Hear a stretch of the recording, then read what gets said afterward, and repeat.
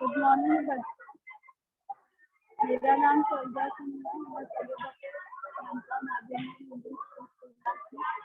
Science पढ़ाती हूँ।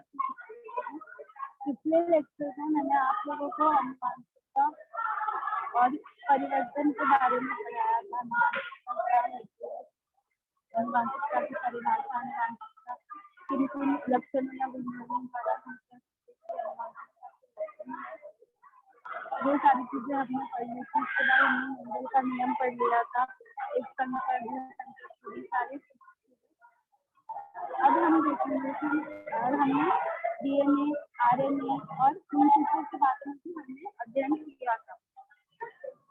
अब हम देखेंगे आज के लेक्चर में कि गुणसूत्रों द्वारा या गुणसूत्रों में कोई खामी होने से या उसके संरचना में कोई भी परिवर्तन होने के कारण यदि कोई विकृति होती है, विकृति मतलब कोई अगर बीमारी या कोई इसमें हमारे जो शरीर में है दूसरों से कुछ अलग परिवर्तन या कुछ अलग लक्षण दिखते, एक तरह की बीमारी, विकृति मतलब बीमारी कह सकते हो आप, वो दिखती है जो गुणसूत्रों में खामियां होने के कारण होती है। ऐसी बीमारी को ऐसी खामियों को अनुवांशिक क्या कहते हैं? अनुवांशिक विकृति। और ये जो अनुवांशिक विकृति है इसे हम लोग इस तरह से व्यक्त कर सकते हैं कि गुणसूत्रों की असामान्यता, जैसे आप लोग देख सकते हो कि गुणसूत्रों की असामान्यता के कारण जनिका के जो परिवर्तन होने के कारण जो रोग होते हैं, यानी ऐसे इसमें क्या होता है कि या तो ऐसी बीमारियों में क्या होता है, जनुक यानी पेरेंट्स, आपके माता या पिता जो बच्चे हैं जो उनमें उनके गुणसूत्रों में यदि कोई दोष होगा या कोई खराबी होगी या कुछ एक्स्ट्रा होगा या कम होगा, क्योंकि आपको पता है कि हमारे मानव शरीर में गुणसूत्रों की कुल कितनी जोड़ियां होती है? 23 जोड़ियां होती है, जिसमें से 22 जो जोड़ियां होती है गुणसूत्रों की वो अलिंगी होती है और एक जोड़ी जो होती है वो लिंगी होती है। और उस एक जोड़ी में 2 गुणसूत्र होते हैं, वो कौन से? एक तो स्त्रियों में होते हैं XY और डबल X, और पुरुषों में होते हैं XY।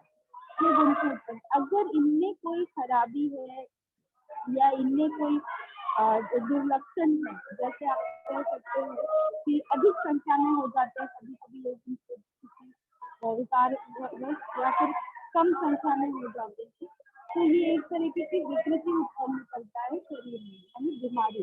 और ऐसी कौन कौन सी बीमारियां हो सकती है हम देखते हैं। इस विकृति में क्या होता है कि गुणसूत्रों का अधिक संख्या में होना या कम होना, साथ ही साथ गुणसूत्रों के किसी भाग का लोप अथवा स्थानांतरण जैसी स्थिति। लोप मतलब कि गुणसूत्र का जो संरचना है उसका पूरा भाग आपको पता है, इसमें एक टी भुजा होती है, क्यू भुजा होती है, केंद्र होता है जिसे मध्य भाग कहते हैं। उसमें अगर कुछ संरचना में कोई परिवर्तन हो गया, जैसे लोप का मतलब गायब हो गया, यदि उसमें से कोई भुजा कोई अगर गायब है या फिर स्थानांतरित हो गई है, मतलब उसकी जगह उसकी शिफ्ट हो गई है एक जगह से दूसरी जगह, फिर वो चला गया है, तो ऐसे इसमें क्या होता है कि ये जो स्थिति आ जाती है ये अनुवांशिक विकृति की स्थिति उत्पन्न करता है। और ये अनुवांशिक विकृतियां हो सकती है जैसे खास ओट जो है हमारे, या जिनको ये बीमारी होती है, ये पीड़ित होते हैं, उनके होठ खास होते हैं, फटे हुए होते हैं। और बहुत अधिक नॉर्मली क्या होता है, हमारे चेहरे का सबसे सॉफ्ट हिस्सा जो है वो एकदम डेलिकेट या फिर बोल सकते हो आप लोग एकदम नाजुक होता है, वो होती है। पर खास होठों वाली बीमारी में वो एकदम कड़क फटे हुए चमड़ी उसकी निकल जाती है और उससे अन्य तरह की पैचेज या धब्बे होते हैं। ये एक बीमारी है खास होठों वाली, और उसकी संरचना भी मोटे, पतले, बड़े, चौड़े इस तरीके से होगी, नॉर्मल नहीं होगी। दूसरा है कि यदि फास्ट फूड अगर ये कोई विकृति है तो इसके अलावा रंजकहीनता हो सकती है। रंजकहीनता क्या बीमारी है? रंजकहीनता ऐसी बीमारी है, आप लोगों ने देखा होगा कि कई बार हम लोग बाहर कहीं जाते हैं तो वहाँ पर हमें कोई ऐसे लोग दिखाई देते हैं, कोई वाइट मतलब निशान नहीं, पूरा शरीर में उसका क्या होता है, सफेद पड़ जाता है और उसके बालों का रंग भी पूरी तरह से वाइट या ब्राउन हो जाता है। आंखें खुलती नहीं, उनकी आंखें लगातार बंद रहती है, वो लोग रोशनी जरा भी बर्दाश्त नहीं कर सकते। तो ऐसी ये क्यों होता है ऐसी बीमारी? ये गुणसूत्रों में या तो कमी आ जाती है, या तो वो अधिक हो जाते हैं, या फिर उनका स्थानांतरण होकर या फिर वो गायब ही हो जाते हैं। तो इस तरीके की विकृति को क्या कहते हैं? रंजक स्थूलता, जिसमें शरीर का रंग पूरी तरह से सफेद, बालों का रंग सफेद, आंखें खुलती नहीं है, रोशनी है, प्रकाश के समय आंखें क्लियर सुन नहीं पाते हैं। आपने ऐसे व्यक्ति को कहीं ना कहीं जरूर देखा होगा, यदि देखा है तो वो क्या होते हैं, वो रंजक तीन व्यक्ति कहलाते हैं। साथ ही साथ शारीरिक रंग मतलब हाथ पैर टेढ़े होना, या पैर सही ना होना, चल ना पाना, या ठीक से बैठ ना पाना, कमर की हड्डी टेढ़ी मेढ़ी होना, झुकी हुई होना, या कोई भी तरह से कोई अस्थियों का दोष हो सकता है, या कोई शारीरिक अंगों के इसमें दोष हो सकता है। जैसे किसी का एक पैर मोटा, एक पैर पतला, पोलियो जैसी जो बीमारी होती है, पोलियो की बात हम कर रहे हैं, ऐसा हो सकता है।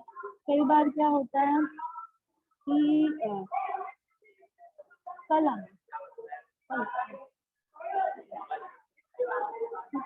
तो फिर ऐसी बीमारी को क्या कहते हैं हम लोग कि जो शारीरिक रंग है, यानी शरीर में कोई कमी रह जाना, किसी अंग के संरचना में कोई दूसरों की अपेक्षा मतलब दूसरों की तरह भिन्न होना, उनके जैसे ना होना, ये शारीरिक रंग हो सकते हैं।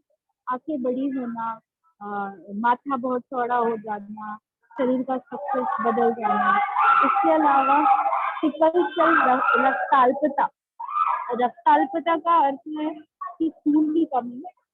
तो सिकल सेल खून की कमी यानी ऐसी बीमारी जिसमें खून की कमी के कारण शरीर पर पूरे चकत्ते या फिर धब्बे पड़ जाते हैं, उन्हें सिकल सेल रक्ताल्पता कहते हैं। ये भी गुणसूत्रों के त्रुटियों के द्वारा होता है। इसके बाद हीमोफीलिया जो ये बीमारी है, ये भी गुणसूत्रों में जो है उनमें कुछ दोष उत्पन्न होने के कारण होता है। और हीमोफीलिया का अर्थ है कि अगर कभी किसी को चोट लग जाए, सपोज अगर कहीं पे थोड़ा बहुत कट जाए या खून निकलने लगे, ऐसी चोट जिसमें खून निकले, तो वो खून हमको नॉर्मली चोट लगती है तो क्या होता है, सपोज ब्लेड से हमारा हाथ कट गया, या घर में सब्जी काटे छापने लग गई, या फिर कुछ अन्य चोट थोड़ी छोटी मोटी लग गई, तो थोड़ा खून निकलता है, तो हम क्या करते हैं, उस जगह को वॉश करके हम थोड़ा उसको दबाते हैं, या फिर इस तरह से हाथ या उंगली जो भी ऊपर की दिशा में रखते हैं, और क्या होता है, हमारा खून बंद हो जाता है। लेकिन जो हीमोफिलिक रहता है, जो जिसके अंदर हीमोफिलिया नामक बीमारी होती है, ऐसे व्यक्तियों में क्या होता है कि एक बार अगर उनको चोट लग गई तो उनका जो खून का बहाव है वो रुकना बिल्कुल मुश्किल होता है। उनका जो खून है वो बिल्कुल बंद नहीं होता है, उनकी रक्त का प्रवाह जो है वो लगातार बहता रहता है, होता रहता है। और कई बार ऐसा होता है कि जो हीमोफिलिक व्यक्ति इंसान होता है, यदि उसके छोटे से भी कोई एक्सीडेंट हो जाए जिसमें उसका रक्त बह जाए, तो ऐसे व्यक्तियों का बच पाना मुश्किल होता है, क्योंकि उनका खून जो है वो बहना बंद ही नहीं होता है थोड़े समय के बाद भी, और लगातार क्या होता है, खून बहता रहता है, और अधिक ब्लीडिंग हो जाने के कारण, अधिक रक्तस्राव हो जाने के कारण उस व्यक्ति की मृत्यु भी हो जाती है। तो ये हीमोफिलिक जो इंसान होते हैं, हीमोफिलिक व्यक्ति होते हैं, ये बीमारी जो है उनमें क्या होता है कि खून चोट लगती है तो खून जब निकलता है तो वो लगातार बहते ही जाता है, उसका बहाव कम नहीं होता है, और इस बीमारी को हीमोफीलिया कहते हैं। और ये आनुवंशिक बीमारी है, ये क्रोमोसोम के द्वारा होती है, और ये एक पीढ़ी से दूसरी पीढ़ी में भी ट्रांसफर होती है। लाइक अगर जनुक को है, यानी पेरेंट्स को है, मदर फादर को है, तो 95% चांसेस है कि वो उनके बच्चों में भी ये संकरित होगा, और उनमें होगा तो उनकी अगली पीढ़ियों में होगा। कई बार ऐसा होता है मेंडल के नियम के अनुसार कि कोई गुणधर्म दूसरी पीढ़ी में छिप जाता है, सप्रेस हो जाता है, दब जाता है, लेकिन वो फिर से तीसरी पीढ़ी में क्या होता है, उभर कर आता है। यानी अगर दूसरी पीढ़ी बच भी गई तो तीसरी पीढ़ी में वो जरूर संकरित होगा। और इसी तरह से अन्य आनुवांशिक विकृतियां हैं, हम आगे देखेंगे, लेकिन ये होता किस प्रकार है। जैसे कि मनुष्य में 46 गुणसूत्र होते हैं, यानी 23 जोड़ियां होती हैं, टोटल 46 होता है। और गुणसूत्रों की जोड़ियों का आकार और आयतन में भिन्नता होती है। इन जोड़ियों को अनुक्रमांक दे रहे हैं, 1 2 3 से लेकर इस तरीके से। और गुणसूत्रों की जो 23 जोड़ियां होती है उसमें से 22 जोड़ियां अलिंगी होती है, और जो एक गुणसूत्र होता है, एक जोड़ी, वो खाली लिंग गुणसूत्रों की होती है। यानी उससे ये डेफिनेट होता है या फिक्स होता है कि होने वाली संतान या होने वाला जो भी जीव होगा वो स्त्री होगा या पुरुष होगा। ये किससे निर्धारित होता है, ये लिंगी क्रोमोसोम्स या लिंगी गुणसूत्रों के द्वारा होता है, जो कि स्त्रियों में होते हैं XY XX और पुरुषों में होते हैं XY। यहाँ पर आप देख सकते हैं कि स्त्रियों में ये गुणसूत्र 44 प्लस डबल एक्स यानी 44 हो गया, 44 गुणसूत्र, डबल एक्स यानी 2 गुणसूत्र हो गए, 44 और 2 मिलाकर टोटल कितने हो गए, 46 गुणसूत्र। और ये कितना हो गया, पूरा हो गया, 46 गुणसूत्र ही पाए जाते हैं, और इस तरह से लिंगी गुणसूत्रों को मिलाकर टोटल हो गए 46 गुणसूत्र। और ठीक उसी तरह से पुरुषों में भी 44 अलिंगी गुणसूत्र और 2 अलग गुणसूत्र पाए जाते हैं, कौन से, एक्स और वाई गुणसूत्र। और इन दोनों को जोड़कर 44 और 2 कितना हो जाता है, 46। पर जब इनका टोटल 46 ना होकर कभी कभी 47 48 हो जाता है, या फिर 46 से कम 45 44 भी हो जाता है, तो ऐसे टाइम पे उस इंसान के अंदर क्या हो जाता है, आनुवांशिक विकृति, जिसके बारे में हमने अभी पढ़ा। आनुवांशिक विकृति हो जाती है, या फिर उसके अंदर ये विभिन्न प्रकार की बीमारियां हो सकती है। जैसे हमने देखा कि योहान मेंडल ने अपने प्रयोग के कार्यों में अर्थात जनितों के 2 प्रकार बताए, मैंने आपको इसके बारे में बताया पहले। उसके लिए उन्होंने प्रभावी तथा अप्रभावी ऐसे शब्दों की भी रचना की। मैंने बोला प्रभावी और अप्रभावी, जैसे मैंने अभी आपको उदाहरण देकर बताया कि यदि कोई गुणधर्म एक पीढ़ी से दूसरी पीढ़ी में ट्रांसफर नहीं हो रहा है, यानी दिख नहीं रहा है, तो इसका ये मतलब नहीं है कि वो ट्रांसफर नहीं हुआ है, बल्कि इसका ये मतलब है वो ट्रांसफर तो हुआ है पर वो प्रभावी नहीं है, वो दबा हुआ है, वो चिपकर बैठा है, वो अगली पीढ़ी में यानी तीसरी पीढ़ी में, तीसरी जन्मकीय पीढ़ी जो आएगी उसके अंदर वो जरूर दिखेगा। तो ये किसने निर्धारित किया, सर योहान मेंडल ने अपने प्रयोग में ये निर्धारित किया है। और साथ ही साथ क्या है कि मानव कोशिका में गुणसूत्रों की जो संख्या है, उनके लिंग सापेक्ष प्रकार, उनके स्थित जनितों के प्रकार, प्रभावी और अप्रभावी, इन 2 मुद्दों में स्पष्ट किया है। और इसके आधार पर हम लोग जो जितनी भी आनुवांशिक विकृतियां हैं आगे देखेंगे ढेर सारी, और इसमें संक्रमण कैसे होता है, या फिर इनमें ये जो गुणसूत्रों की खामियां हैं ये कैसे होती हैं, ये हम लोग देखेंगे। आप यहाँ पर देख सकते हो कि मानव के सामान्य गुणसूत्रों की सारणी इस प्रकार होती है। आप स्ट्रक्चर देख सकते हो, 1 2 3 4 टोटल यहाँ पर 23 जोड़ियां दी हुई हैं, और ये 23 जोड़ियां यहाँ पर एक्स या XY दोनों की भी हो सकती है। अलिंगी सूत्र आप देख सकते हो, और लिंगी सूत्र जो है वो दाहिनी तरफ है। और इसके ही आधार पर हम लोग देखेंगे कि अगला जो ये बीमारियां हैं या विकृतियां हैं जो आनुवांशिक होती हैं, वो कौन कौन सी हैं और वो कैसे होती हैं और उनके लक्षण क्या हैं। और इस लक्षण को देखने के लिए इनमें हम लोग सबसे पहले क्या देखेंगे कि जो है आपका कि यहाँ पर पेज नंबर 189 पे जो देख सकते हैं आप लोग कि गुणसूत्रों में अब सामान्यता के कारण जो निर्माण होती है विकृतियां, उसमें से है पहला डाउन सिंड्रोम अथवा मंगोलिकता भी कहते हैं। इसमें क्या होता है, 46 गुणसूत्र तो होते हैं मिलकर, और साथ ही साथ एक एक्स्ट्रा गुणसूत्र होता है, और इसकी क्या होता है 21 के गुणसूत्र की त्रिसम जो सूत्री जो अवस्था है वो दिखती है। इसमें क्या होता है कि गुणसूत्रों की असामान्यता के कारण जो डाउन सिंड्रोम या ये बीमारी होती है, इसके लिए ये सबसे पहली गुणसूत्रीय विकृति है। जब बीमारी का पता चला कि गुणसूत्रों में खामियां होने के कारण भी बीमारी होती है, तो उसमें जब खोज की गई तो सबसे पहले ये डाउन सिंड्रोम जो बीमारी है ये पता चली कि ये गुणसूत्रों में खामियों के कारण या उसमें अधिक गुणसूत्र जुड़ जाने के कारण या कम हो जाने के कारण ये बीमारी होती है।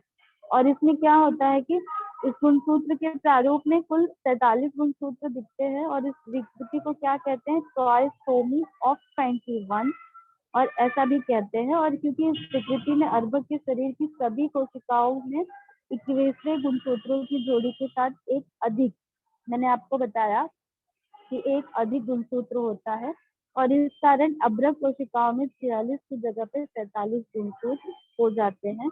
और इन ऐसे व्यक्तियों का या ऐसे विकृति से बाधित लोगों का जो लक्षण है या बच्चों का लक्षण क्या है कि ऐसे बालक जो होते हैं वो गतिमंद होते हैं या मतिमंद होते हैं, यानी उनका विकास जो है वो बहुत धीमा होता है।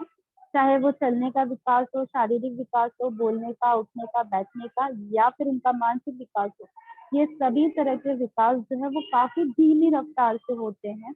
और उनके शरीर की सभी जो संरचनाएं हैं या फिर सारे जो सिस्टम है, जो प्रक्रियाएं हैं उनकी शारीरिक, वो सभी बहुत गतिमंद तरीके से होती हैं। और बहुत सारे मामलों में क्या होता है कि ऐसा बच्चा ज्यादा दिन तक जीवित नहीं रहता, यानी उनके अल्पायु होने का भी आशंका होता है। और इसमें जो मुख्य लक्षण दिखता है वो मानसिक वृद्धि है। मानसिक वृद्धि जो है वो बिल्कुल बहुत ही धीमी रफ्तार से होती है या होती ही नहीं। तो ऐसे जो मतिमंद बच्चे हैं उनके वो कैसे होते हैं, वो डाउन सिंड्रोम से, आपने कभी देखा होगा अपने आसपास ऐसे बच्चे को, तो वो बच्चा जो है वो डाउन सिंड्रोम या मंगोलिक का इस अनुवांशिक विकृति से जो है वो पीड़ित है।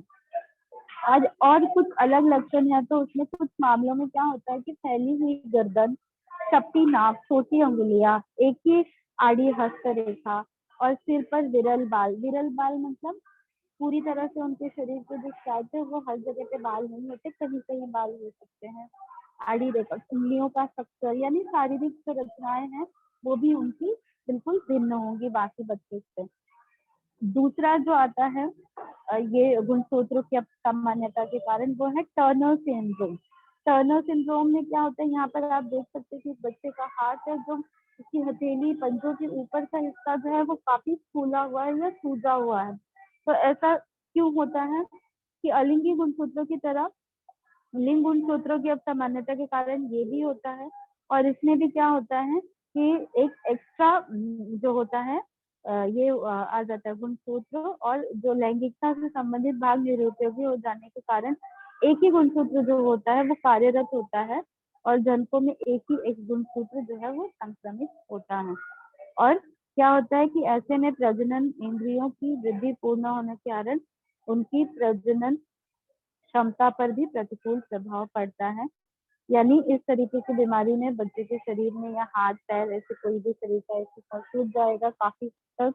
और साथ ही साथ उनके जो प्रजनन इंद्रियों की, यानी जो उनके प्राइवेट जो पार्ट्स है उनके वृद्धि नहीं होती है या उनकी प्रजनन क्षमता पर भी उसका असर पड़ता है।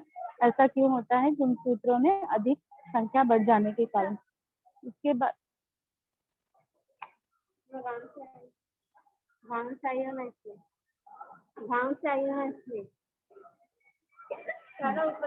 फिर क्लाइनफेल्टर सिंड्रोम होता है। इसमें क्या होता है कि एक एक्स्ट्रा जो गुणसूत्र है वो 44 के बाद यहाँ पर 2 एक्स तो होंगे, उसके साथ साथ एक वाई भी हो जाएगा। इसमें क्या होता है कि पुरुषों में लिंग गुणसूत्रों की असामान्यता के कारण यह विकार होता है और ये बीमारियां जो होती हैं पुरुषों में होती हैं। और इसमें पुरुषों में जो है वो 44 के साथ एक्स वाई के साथ एक एक्स गुणसूत्र जो है अधिक हो जाने के कारण गुणसूत्रों की संख्या जो है वो 44 और 3 और गुणसूत्र मिलते हैं, यानी टोटल 47 दिन पुरुषों में इन गुणसूत्रों का स्वरूप पाया जाता है। उनके लैंगिक अल्प विकास के कारण उनकी प्रजनन क्षमता पर प्रतिकूल प्रभाव होता है और इसे क्लाइनफेल्टर सिंड्रोम कहते हैं। इसके बाद हम लोग देखेंगे क्लाइनफेल्टर सिंड्रोम के बाद में हम लोग और विकृतियां देखेंगे। और क्लाइनफेल्टर सिंड्रोम के बाद में जो विकृति है, यहाँ पर मैंने आपको रंजकहीनता के बारे में पहले ही बता दिया। यहाँ पर जैसे देख सकते हैं आप कि यहाँ पे एक जनुकीय उत्परिवर्तन के कारण होने वाला, यानी यहाँ पर कि किसी भी सामान्य जनुक में उत्परिवर्तन होने के कारण जो रोग होते एक जनुकीय, यानी ये किसी के अंदर भी हो सकते हैं अचानक से, किसी भी सामान्य इसके अंदर उनके गुणसूत्रों के अंदर। और इस प्रकार के लगभग 4000 से भी अधिक मानवीय विकारों की जानकारी हो चुकी है। और इसमें कौन कौन सी हैं यहाँ पर देख सकते हैं आप, टर्चिनस्कोन, हेक्सेनस्कोन, गैलोटोमिया, फेनिलकेटोमेन, दात्र कोशिका रक्ताल्पता, यहाँ पे सिस्टिक फाइब्रोसिस, रंजकहीनता। रंजकहीनता के बारे में हम लोग देखते हैं, जैसे मैंने आपको बताया कि शरीर में मेलानिन जो होता है, मेलानिन एक तरह का प्रोटीन होता है जो हमारे त्वचा, हमारे बालों, हमारे नाखूनों, इन सभी जगह, नाखूनों नहीं सॉरी, बालों और त्वचा में पाया जाता है। और जब ये मेलानिन नहीं रहेगा तो हमारे शरीर का सब हिस्सा क्या हो जाएगा, वो पूरी तरह से सफेद हो जाएगा। तो त्वचा में यदि मेलानिन नाम का प्रोटीन नहीं है तो त्वचा का रंग क्या हो जाता है, पूरी तरह से सफेद। आप यहाँ पर रंजकहीनता से पीड़ित बच्चे का आप फोटो देख सकते हैं कि बच्चा इस तरीके से दिखता है। मैंने आपको पहले भी बताया कि शरीर पूरी तरह से सफेद हो जाता है, बाल भी सफेद हो जाते हैं, आंखें लाल हो जाती है और आंखें खुलती ही नहीं है। और यहाँ पर आंख की पुतली और दृष्टि पटल में रंजक द्रव्य जो है वो गायब हो जाता है। और मेलानिन जो होता है ये पूरी तरह से रंजक द्रव्य जो है वो गायब हो जाता है और उसका उत्पादन नहीं कर पाता है। उसके बाद होता है दात्र कोशिका रक्ताल्पता, जिसे सिकल सेल एनीमिया कहते हैं। और यहाँ पर ये एनीमिया, इसमें क्या होता है कि कई बार लाल रक्त कणिकाओं की जो है गुठली बन जाती है और वो नष्ट हो जाती है। परिणाम स्वरूप क्या होता है कि वाहिनियों में रुकावट पैदा हो जाती है, किसकी, जहाँ से ब्लड सर्कुलेशन होता है। और परिसंचरण संस्थान, मस्तिष्क, फेफड़े, वृक्क आदि को क्षति पहुंचाते हैं। और यह रोग क्या है, अनुवांशिक है, यानी एक पीढ़ी से दूसरी पीढ़ी में ट्रांसफर होने वाला रोग है। निषेचन यानी फर्टिलाइजेशन के समय जनितीय बदलाव के कारण यह रोग होता है। माता और पिता दोनों सिकल सेल से पीड़ित हो अथवा वाहक हो तो उनके बच्चों को यह रोग हो सकता है। इस कारण समाज के सिकल सेल पीड़ित या सिकल सेल वाहक व्यक्तियों का आपस में विवाह टालना बेहतर है। मतलब कि यदि किसी को ये बीमारी है सिकल सेल एनीमिया, यानी एनीमिया रक्त की कमी, खून की कमी जैसी ये बीमारी है अधिक है, तो ऐसे दो लोगों को जिनको बीमारी है, स्त्री पुरुष को, तो ऐसे दो लोगों का आपस में विवाह नहीं होना चाहिए, क्योंकि इससे क्या होगा, 100% चांस है कि उनके बच्चों में भी ये होगा ही। इसलिए ये बीमारी डालने के लिए ऐसे लोगों का आपस में शादी जो है वो नहीं करवानी चाहिए। इसके लिए क्या होगा, मेडिकल टेस्ट करवाने चाहिए शादी के पहले। और इसके अलावा हम लोग सिकल सेल रोग का जो प्रकार है वो तो देख चुके हैं। अब हम लोग इसको उपाय क्या कर सकते हैं टालने के लिए। यहाँ पर उपाय जो है, हम लोग उपाय देखते हैं कि इस तरह की बीमारियों का हम लोग उपाय कैसे कर सकते हैं। यहाँ पर आप देखिए, यहाँ पर यह बीमारी प्रजनन द्वारा ही प्रसारित होती है। प्रजनन यानी बच्चा पैदा करने की जो प्रक्रिया है उसके द्वारा। इसलिए शादी के पूर्व क्या कराना चाहिए कि वर और वधु दोनों के रक्त की जांच करवानी चाहिए। इस जांच को करवाने के बाद क्या पता चलेगा कि जांच को यदि सिकल सेल एनीमिया नामक कोई बीमारी है उन दोनों को, तो वो पता चलेगी। और ऐसे लोगों का आपस में विवाह नहीं होना चाहिए। और सिकल सेल वाहक पीड़ित व्यक्ति एक दूसरे को वाहक पीड़ित व्यक्ति से विवाह टालना चाहिए। सिकल सेल पीड़ित व्यक्ति को प्रतिदिन 4 फॉलिक एसिड, यानी फॉलिक एसिड से क्या होता है, ये जो इसकी विटामिन सी गोलियां हैं ये, यानी विटामिन सी, इससे क्या होगा कि उनका खून जो है वो बढ़ेगा, उनके शरीर में खून की मात्रा बढ़ेगी और ये बीमारी जो है उसका प्रभाव जो है वो कम होगा। इसके बाद आता है तंतुकणकीय विकार, जो कि तंतुकणकीय विकार है। हम लोग देखते हैं तंतुकणीय विकार कि तंतु कणिका में डीएनए के जनुक भी उत्परिवर्तन के कारण सदोष हो सकते हैं। भ्रूण के विकास के समय केवल अंड कोशिकाएं जो है वो तंतु कणिकाएं से आती हैं और इस प्रकार के विकल्प केवल माता द्वारा ही संतान को मिलते हैं, यानी इसमें पिता का ये नहीं होता योगदान, वो सिर्फ माता के द्वारा ऐसी बीमारियां बच्चों को ट्रांसफर होती है। और उसके बाद होता है बहुजनकीय उत्परण से। बहुजनकीय उत्परण में क्या होता है, माता और पिता दोनों से ये बीमारी बच्चों को मिल सकती है। और इनके भी कौन कौन से नाम है, जैसे फाक होठ, फाक तालु, आमाशय का संकुचन, रीढ़ की हड्डी का दोष और मधुमेह, डायबिटीज जिसे कहते हैं, रक्तचाप, ब्लड प्रेशर, हृदय विकार, अस्थमा, ये सारी चीजें अस्थिलों जैसे विकार भी बहुजनकीय हैं। ये भी क्या है, ये भी ट्रांसफर होते हैं एक पीढ़ी से दूसरी, इन्हें भी आनुवंशिक बीमारियां कह सकते हैं। और बहुघटिकीय विकार में मेंडल ने आनुवंशिकता के प्रारूप से पूर्ण रूप से नहीं मिलते। पर्यावरण, जीवन शैली तथा कई और दोष है जिनसे इन संयुक्त जटिल परिणामों से ये विकार होते हैं। तो अभी आज का जो ये आनुवंशिक विकार या विकृति जो थी वो टॉपिक खत्म हो गया है। अगर इस बारे में तुमको इसमें कुछ डाउट रह गया तो आप लोग पूछ सकते हैं। और ये साथ ही साथ ये चैप्टर भी खत्म हो गया, तो एक टॉपिक बचा हुआ है। एक्चुअली ये तंत्र कणिकीय विकार और बहुजनकीय उत्परिवर्तन ये नहीं देखना था हमें, सिर्फ आनुवंशिक विकृति देखनी थी, सिर्फ ये भी देख लिया तो ठीक है। आगे का आप लोग आगे के लेक्चर में पढ़ेंगे। इतना अगर जो जो पढ़ा हम लोगों ने उसके बारे में अगर कोई डाउट है तो आप लोग पूछ सकते हैं।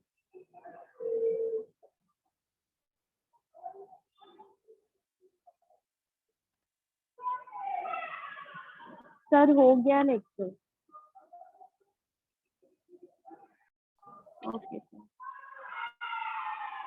तो आज हम लोगों ने क्या देखा कि आनुवंशिक विकृति क्या है। आनुवंशिक विकृति का मतलब है कि हमारे अंदर जो गुणसूत्र पाए जाते हैं उन गुणसूत्रों में यदि कोई खामी हो, दोष हो, या तो वो अधिक हो जाता है या कम हो जाता है या पूरी तरह से उसका ट्रांसफर हो जाता है, यानी एक जगह से दूसरी जगह पे वो शिफ्ट हो जाए या गायब हो जाए। ऐसी स्थिति में क्या होता है कि शरीर के भीतर एक दोष उत्पन्न हो जाता है, विकृति उत्पन्न हो जाती है, और इस प्रकार की विकृति को आनुवंशिक विकृति कहते हैं। और हम लोगों ने आनुवंशिक विकृतियों के क्या क्या प्रकार हैं वो हमने देखे, उनके लक्षण क्या हैं, और इस आनुवंशिक बीमारी को और बढ़ने से यदि कैसे टाल सकते हैं तो हमने उसके उपाय भी देखे। तो आज के लिए इतना ही, और हम लोग इसके आगे का नेक्स्ट सेक्शन में पढ़ेंगे।